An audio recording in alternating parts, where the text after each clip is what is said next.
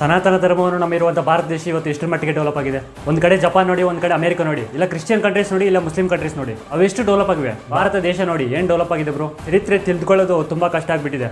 ಇನ್ಸ್ಟಾಗ್ರಾಮ್ನಲ್ಲಿ ಒಂದು ರೀಲ್ ಮಾಡಿ ಫೇಮಸ್ ಆಗೋದು ತುಂಬ ಈಸಿ ಆಗಿಬಿಟ್ಟಿದೆ. ಇವತ್ತು ನೀವು ಯಾವ ಕ್ರಿಶ್ಚಿಯನ್ ಕಂಟ್ರೀಸು ಇಲ್ಲ ಮುಸ್ಲಿಂ ಕಂಟ್ರೀಸು ಹೇಳ್ತೀರಾ ಏನು ಡೆವಲಪ್ ಆಗಿವೆ ಅಂತ.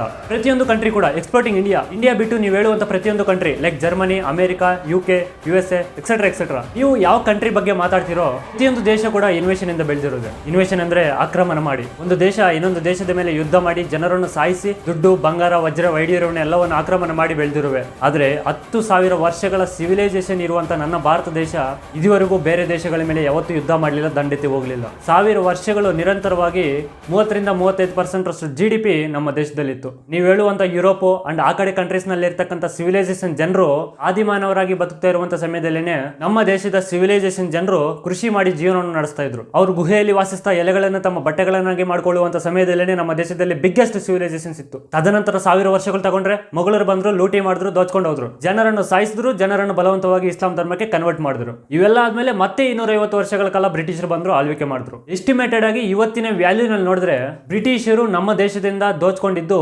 ಸುಮಾರವಾಗಿ $45 ಟ್ರಿಲಿಯನ್ ಅಂದ್ರೆ ಇವತ್ತು ಚೈನಾ, ಅಮೆರಿಕದ GDP ಕೂಡ ಅಷ್ಟಿಲ್ಲ. ನೋಡಿ ಎಷ್ಟು ದೋಚ್ಕೊಂಡ್ರು, ಎಷ್ಟು ಲೂಟಿ ಮಾಡಿದ್ರು. ನಮ್ಮ ದೇಶಕ್ಕೆ ಇಷ್ಟೆಲ್ಲ ನಷ್ಟ ಆದ್ರೂ ಸಹ we are top 4 economic country in this planet. ಸಾಮಾನ್ಯ ವಿಷಯನ ಇದು. ಸ್ಪೇಸ್ ನಲ್ಲಿ, ಟೆಕ್ನಾಲಜಿಯಲ್ಲಿ ಪ್ರತಿಯೊಂದರಲ್ಲೂ ಡೆವಲಪ್ ಆಗ್ತಾ ಇದೀವಿ. ನಾನು ಇವತ್ತು ಗರ್ವದಿಂದ ಹೇಳ್ತೀನಿ, ಭಾರತ ದೇಶ ಇರುವಂತ ಈ ಭೂಮಿ ಗ್ರಹದ ಮೇಲೆ, ಭಾರತ ದೇಶದ ಮೇಲೆ ಆಗಿರುವಂತ 1000 ವರ್ಷಗಳ ಆಕ್ರಮಣ ಬೇರೆ ದೇಶದ ಮೇಲೆ ಆಗಿದ್ದಿದ್ರೆ ಇವತ್ತು ನಮ್ಮ ದೇಶದ ರೀತಿ ಟಾಪ್ 4 ಎಕನಾಮಿಕ್ ಕಂಟ್ರಿ ಆಗ್ತಾ ಇತ್ತಾ? ನಮ್ಮ ದೇಶದ ರೀತಿ ಅಭಿವೃದ್ಧಿ ಆಗ್ತಾ ಇತ್ತಾ?